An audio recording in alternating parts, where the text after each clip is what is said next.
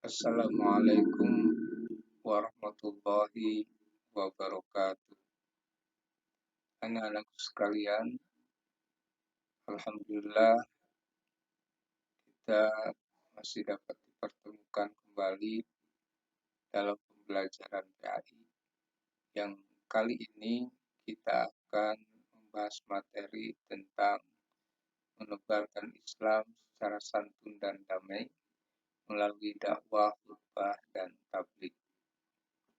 Namun sebelum kita mempelajari lebih lanjut, ada baiknya kalian tahu apa tujuan pembelajaran untuk materi kali ini. Setelah mempelajari materi ini, kalian diharapkan dapat menganalisis ketentuan dakwah, khutbah, dan tabligh, juga menyusun teks khutbah dengan tema nilai-nilai Islam rahmatan lil alamin.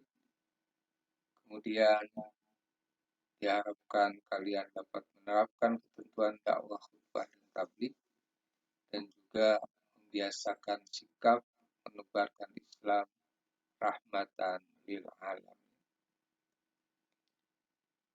Anak sekalian, dalam materi kali ini sesungguhnya pembahasan kita ada 3, yaitu dakwah, khutbah, dan tabligh. Namun untuk kesempatan ini, dalam pertemuan ini kita akan fokus dulu membahas tentang dakwah. Sementara untuk khutbah dan tabligh akan kita pelajari di pertemuan berikutnya. Nah, ruang lingkup dakwah yang akan kita pelajari itu meliputi pengertiannya, kemudian dalil naklinya, bagaimana adab dakwah, sasaran dan tujuan dakwah, syarat dan metode dakwah, dan yang terakhir akan kita pelajari adalah media dan manajemen dakwah. Namun sebelum ke pengertian, yuk kita sama-sama tadarus Al-Quran dulu agar kegiatan pembelajaran kita kali ini ada dalam keberkahan Allah Subhanahu wa taala. Yuk kita sama-sama baca secara tartil. A'udzu billahi minasyaitonir rajim. Waltakum minkum ummatun yad'una ilal khairi wa ya'muruna bil ma'rufi wa yanhauna 'anil munkar wa ulaika humul muflihun. Bismillahirrahmanirrahim. Ud'u ila sabili rabbika bil hikmati wal mau'izatil hasanah wajadilhum billati hiya ahsan. Inna rabbaka huwa a'lamu biman dhalla an sabilihi wa huwa a'lamu bil muhtadin. Shadaqallahul azim. Anak-anak sekalian, selanjutnya kita akan masuk ke pembahasan materi, yaitu diawali dengan pengertian dakwah. Apa sih dakwah itu? Kalau kita lihat secara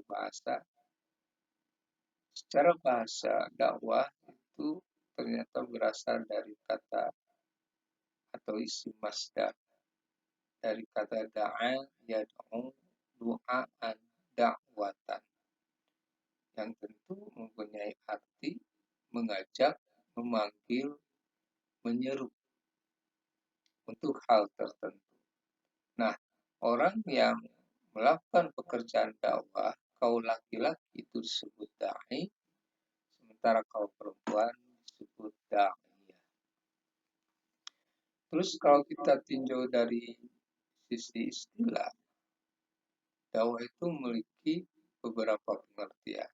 Yang pertama, dakwah bisa disebut setiap kegiatan yang bersifat menyeru, mengajak dan memanggil orang atau kelompok orang untuk beriman kepada Allah Subhanahu wa taala sesuai dengan ajaran akidah, keimanan, syariah, hukum, dan juga akhlak Islam. Dakwah juga bisa diartikan kegiatan untuk mengajak orang lain ke jalan Allah Subhanahu wa taala secara lisan atau perbuatan untuk kemudian diamalkan dalam kehidupan sehari-hari supaya mendapat kebahagiaan dunia dan akhirat. Dakwah juga bisa diartikan kegiatan mengajak orang-orang untuk mengamalkan ajaran Islam di dalam kehidupan sehari-hari. Dan yang terakhir, dakwah juga bisa dikatakan sebagai seruan atau ajakan kepada keinsafan atau usaha untuk mengubah agar keadaannya lebih baik, baik untuk pribadi maupun masyarakat. Anak-anakku sekalian, kemudian kita masuk ke dalil nakli. Dalil nakli yang terkait dengan masalah dakwah diantaranya adalah Quran Surat Ali Imran ayat 104 yang berbunyi wal takum minkum ummatun yad'una ilal khair wa ya'muruna bil ma'rufi wa yanhauna 'anil munkar wa ulaika humul muflihun. Yang artinya kurang lebih hendaklah ada di antara kamu segolongan orang yang menyuruh kepada kebajikan, menyuruh berbuat yang ma'ruf dan mencegah dari yang munkar. Mereka itulah orang-orang yang beruntung. Nah, selanjutnya kita harus mengetahui juga apa adabnya dalam berdakwah. Karena sesungguhnya dakwah itu bukan hanya sekedar mengajak, tapi ketika kita melakukan ajakan, seruan, terus memerintahkan orang lain untuk berbuat baik, memberikan suri teladan kepada orang lain dengan kebaikan yang kita lakukan, tentu ada adab yang perlu kita kedepankan. Nah, di sini ada beberapa adab dalam melakukan dakwah. Pertama, dakwah itu kita lakukan dengan cara hikmah, yaitu ucapan yang jelas, tegas, dan bijaksana. Artinya, apa yang kita dakwahkan itu kita lakukan, kalau itu ucapan, maka harus ucapan yang jelas. Bukan hanya jelas, tapi juga mengandung ketegasan dan tentu dilakukan secara bijaksana.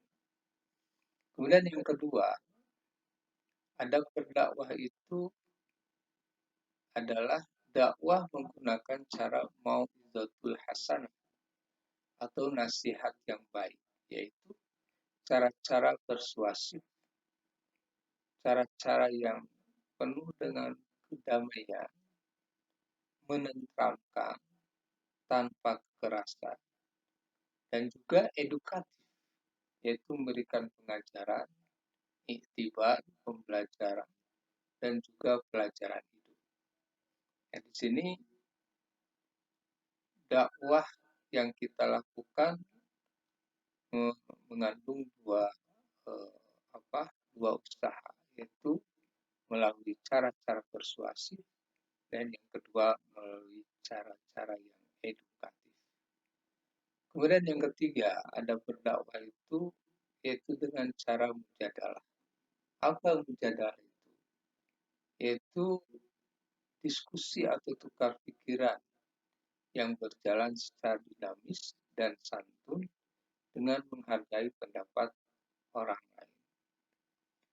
Ada orang itu kalau diajak langsung mau dan taat. Ada pula ketika diajak, orang itu tidak langsung menerima, tapi ajakan itu masuk akal atau tidak. Jadi ada beberapa orang atau sementara orang yang mereka mau menerima ajakan orang itu, namun harus masuk akal, harus eh, dapat diterima oleh akal mereka, harus dapat bisa dimengerti. Nah, untuk orang-orang yang semacam ini, maka perlu metode dakwahnya itu dengan cara mujadalah atau wajadilhum billati hiya ahsan. Itu dengan cara melakukan diskusi atau tukar pikiran yang tentunya harus berjalan secara santun, dinamis, dan juga menghargai pendapat orang lain. Kemudian yang ketiga, yang keempat, ada berdakwah itu, dakwah dapat dilakukan melalui teladan yang baik atau uswah hasan. Allah Subhanahu wa taala berfirman dalam Quran surat An-Nahl ayat 125. Firman Allah, "Ud'u ila sabili rabbika bil hikmati wal mau'izatil hasanah wajadilhum billati hiya ahsan. Inna rabbaka huwa a'lamu biman dhalla an sabili wa huwa a'lamu bil muhtadin." Allah berfirman, "Serulah manusia ke jalan Tuhanmu dengan hikmah dan pengajaran yang baik, serta debatlah mereka dengan cara-cara yang lebih baik. Sungguhnya Tuhanmu dialah yang paling tahu siapa yang tersesat dari jalannya, dan dia pula yang paling tahu siapa yang mendapat petunjuk." Kemudian kita masuk ke selanjutnya, yaitu yang keempat, sasaran dan tujuan dakwah.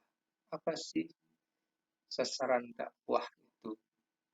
Ternyata sasaran dakwah itu meliputi dua hal. Yang pertama, memberi semangat kepada manusia agar selalu meningkatkan kualitas dan kuantitas amalnya dari baik menjadi terbaik. Sudah banyak amalnya agar diperbanyak lagi. Serta dari yang sekedar mengejar formalitas menuju substansi, sehingga profil mukmin yang sejati menjadi nyata adanya. Nah, yang kedua yaitu mengubah jalan hidup yang tidak baik menjadi baik, serta yang menyimpang dari aturan Allah Subhanahu wa taala agar kembali ke jalannya, yaitu melalui taubatan nasuha, taubat yang sebenar-benarnya, sehingga derajat, harkat, dan martabat manusia yang sudah terpuruk dan jatuh ke lembah nista dapat terangkat kembali dan menjalani kehidupan secara benar. Dapat kita perhatikan isi kandungannya surat Al-An'am ayat 48 dan juga surat Al-Kahfi ayat 57. Selanjutnya, yang kedua, tujuan sasaran dakwah. Sekarang tujuan dakwah. Tujuan dakwah itu meliputi apa saja? Yang pertama, beriman hanya kepada Allah dan tidak melakukan kemusyrikan. Di sini ketauhidan yang lebih dikedepankan untuk dalam aktivitas berdakwah. Jadi tujuannya agar manusia betul-betul beriman kepada Allah dan terhindar atau bersih dari kemusyrikan. Kemudian yang kedua, dengan dakwah itu ditujukan agar menjadikan seluruh aktivitasnya hanya beribadah kepada Allah Subhanahu wa taala. Jadi dalam beramal itu ikhlas, penuh dengan keikhlasan, memurnikan ibadah kita hanya kepada Allah. Kemudian yang ketiga, mengerjakan amal soleh dalam arti yang seluas-luasnya. Yang keempat, berakhlak mulia, yang tolak ukurnya adalah akhlak Rasulullah Shallallahu Alaihi Wasallam atau ihsan. Kemudian langkah berikutnya kita akan masuk ke syarat dan metode dakwah. Apa yang menjadi syarat dakwah itu? Yang pertama tentu satunya kata dengan perbuatan, syarat dakwah. Sikap dan perilaku dan tingkah lakunya benar-benar menjadi teladan. Sebab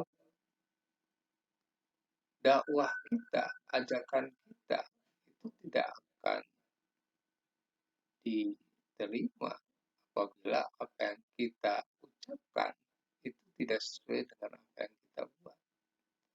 Apa yang kita perbuat tidak sesuai dengan apa yang kita katakan. Sehingga kita tidak menjadi uswah bagi orang lain. Oleh karenanya, maka adanya satu kata dengan perbuatan, sikap, perilaku, dan tingkah lakunya itu akan menjadi benar-benar uswatun hasanah bagi orang lain. Akan benar-benar menjadi teladan bagi orang lain. Itu syarat dakwah yang pertama. Kemudian yang kedua, harus memahami objek dakwahnya. Sehingga dakwahnya itu tepat sasaran. Dalam sebuah hadis Rasulullah mengatakan berbicaralah kepada manusia sesuai dengan kadar akal mereka. Kenapa? Karena objek dakwah itu tidak akan bisa memahami apa yang kita sampaikan jika pembicaraan kita terlalu tinggi, tidak sesuai dengan kadar akal mereka. Artinya, apa yang kita sampaikan itu tidak bisa dipahami oleh objek dakwah. Oleh karenanya, maka sebelum melakukan dakwah, kita harus tahu dulu objek dakwah. Siapa yang akan kita hadapi? Latar belakangnya bagaimana? Itu yang harus kita pahami. Kemudian ketiga, harus memiliki keberanian dan ketegasan, namun tetap bijak dan santun dalam berdakwah. Jalan yang dipilih adalah jalan tengah, tawasud, damai, dan menenteramkan. Meski mungkin tidak hilang sikap tegasnya.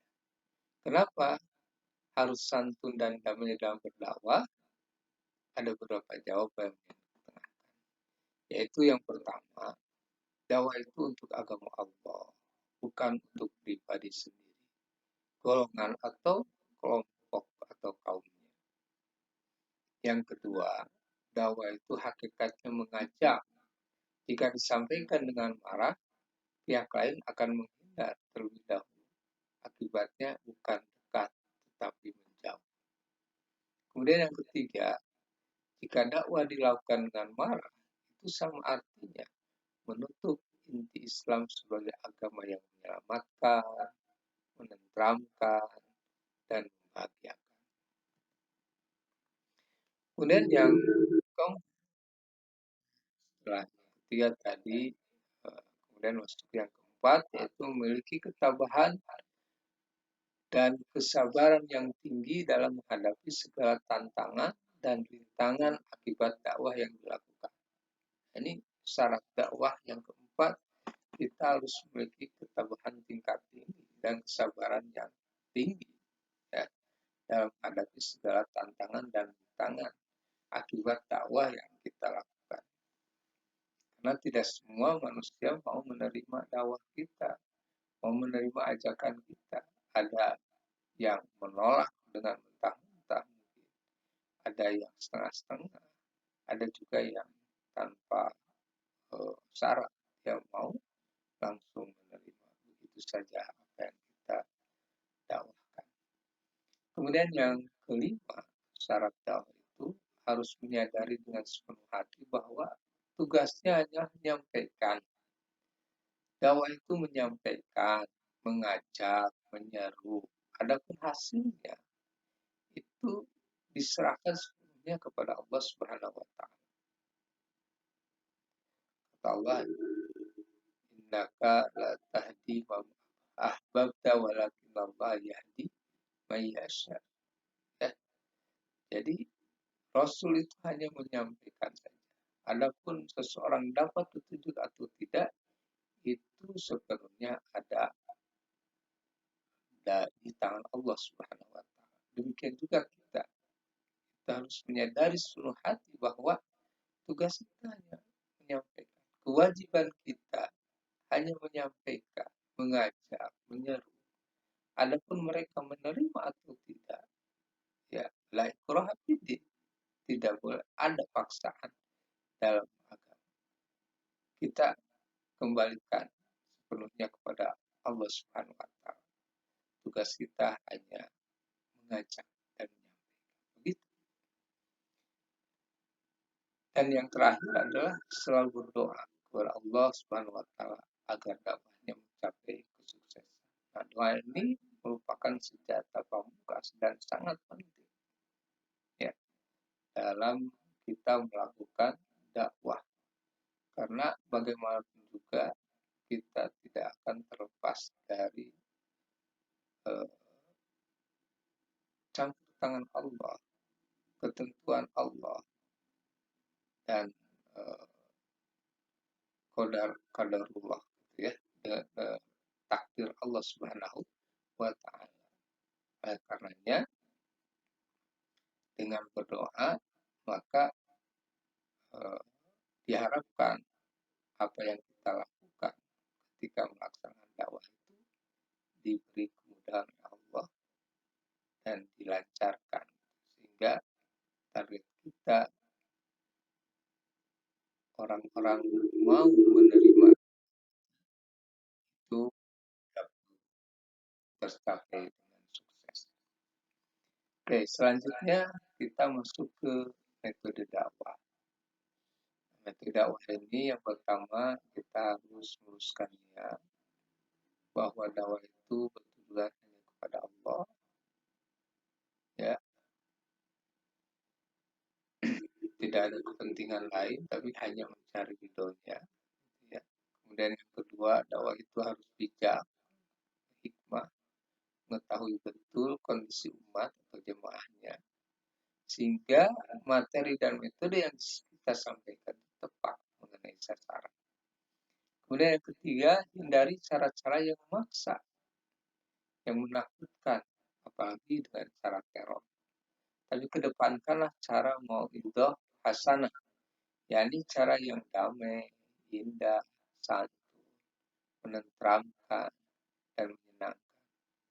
Sehingga materi dakwah dapat masuk dalam relung hati yang paling dalam. Hal ini tentu tidak mudah. Namun dengan bertambahnya pengalaman serta selalu perbaharui rujukan pembacaan, maka capaian tersebut bukan hal yang mustahil. Ya. Apa yang kita harapkan dengan dakwah tidak mustahil akan kita capai dengan baik. Asalkan tentu dengan cara-cara yang baik. Kemudian yang selanjutnya adalah yang D, lakukan dakwah dengan cara bermujadalah, yakni melalui dialog, diskusi, bahkan boleh juga dengan berdebat, tapi tetap menggunakan cara yang beradab, berlandaskan etika diskusi yang baik, serta tidak melakukan debat kusir, apalagi mau menang sendiri. Kemudian media dakwah yang keenam.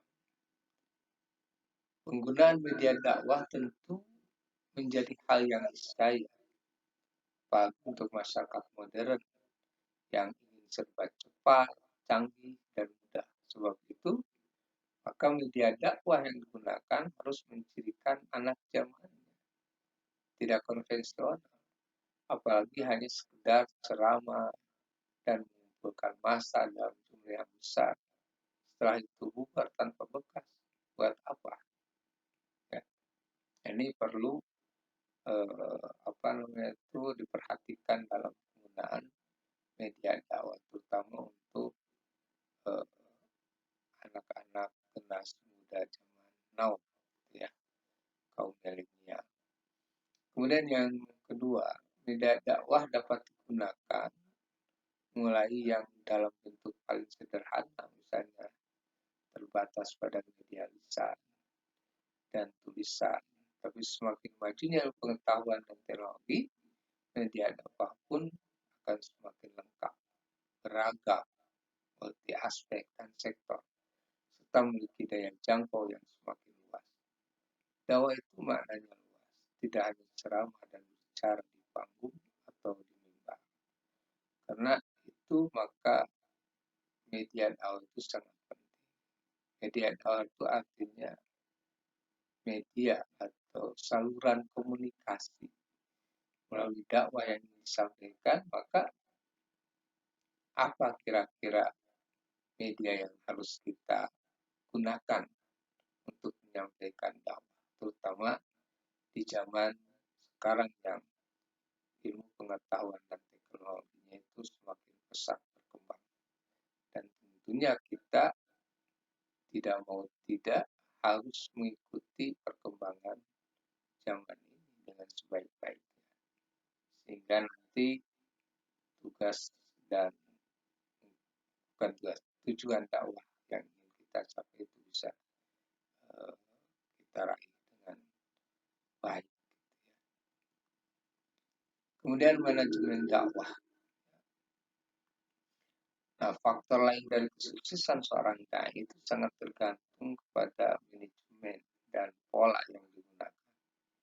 Yang namanya manajemen itu tentu tidak terlepas dari perencanaan, pelaksanaan, dan evaluasi, ditambah dengan prinsip-prinsip lain yang mendukung keberhasilan dakwah. Memang dakwah itu harus ada perencanaan yang semaksimal mungkin, ya. Dimulai dari pemilihan materi dakwahnya, kemudian mengetahui siapa yang menjadi objek dakwahnya, kemudian juga pelaksanaannya seperti apa, dan tentu kita harus melakukan evaluasi dari kegiatan dakwah yang kita lakukan, ya. Barangkali ada sisi-sisi kelemahan yang perlu kita perbaiki, kita lengkapi untuk sisi yang positifnya kita terus pertahankan dan kembangkan, sisi yang negatifnya, yang lemahnya kita lengkapi dan kita perbaiki dengan baik. Nah, di sini perlu memang adanya manajemen dakwah. Kemudian yang kedua, jika ingin berhasil, setiap dai harus mengacu pada teladan yang sudah diterapkan oleh Rasulullah SAW, baik ketika di periode Mekah maupun Madinah, yang dikenal dengan istilah surah nabawiyah. Kemudian ketiga, jika bercermin dari dakwah yang dilakukan Rasulullah, semuanya itu dimulai dari diri sendiri, melalui sikap dan perilaku atau akhlak yang terbaik, tutur kata yang santun dan sopan, pergaulan yang damai dan menenteramkan, sampai pada menghindari cara-cara kekerasan, ketakutan, dan paksaan. Nah, yang terakhir, barangkali saat berdakwah, ini perlu kita perhatikan bagaimana Rasulullah SAW menerapkan hal-hal sebagai berikut. Yang pertama, yang perlu kita perhatikan dan pegang betul-betul adalah lemah lembut dalam menjalankan dakwah. Fabima rahmatin minallah lintalahu walau kunta faddan ghalidhal qalbi lan faddu min hawli. Ya, kita memang harus lemah lembut dalam berdakwah. Karena jika kita berhati kasar, lagi keras kepala, maka orang-orang akan menjauh dari sekitar kita, atau orang-orang di sekitar kita akan menjauh dari kita karena kitanya yang kasar. Maka di sini perlu adanya kelemah lembutan dalam menjalankan dakwah, sebagaimana apa yang dilakukan oleh Rasulullah SAW yang sebagai teladan kita. Kemudian yang kedua, itu bermusyawarah dalam segala urusan, termasuk urusan dakwah. Itu harus ada kesepakatan atau musyawarah ya, agar tujuan dan sasaran dakwahnya itu bisa tercapai dengan baik. Kemudian yang ketiga, menyampaikan dakwah itu sesuai dengan objek dakwah. Ya, karenanya maka kita harus betul-betul mengetahui objek dakwahnya agar yang kita sampaikan itu sesuai ya dengan objek dakwah. Kemudian yang keempat, tentu kita sebagai dai atau daiyah ya, akan mengajak orang lain tentu harus memiliki lapang dada dan sabar ya, memiliki kesabaran yang tinggi, kemudian lapang dada, karena tidak setiap orang mau menerima ya ajakan kita. Ada yang harus berpikir dulu untuk menerima ajakan kita ya, ada yang memang dia menolak dengan mentah-mentah. Nah, di sini perlunya kesabaran dan lapang dada ya.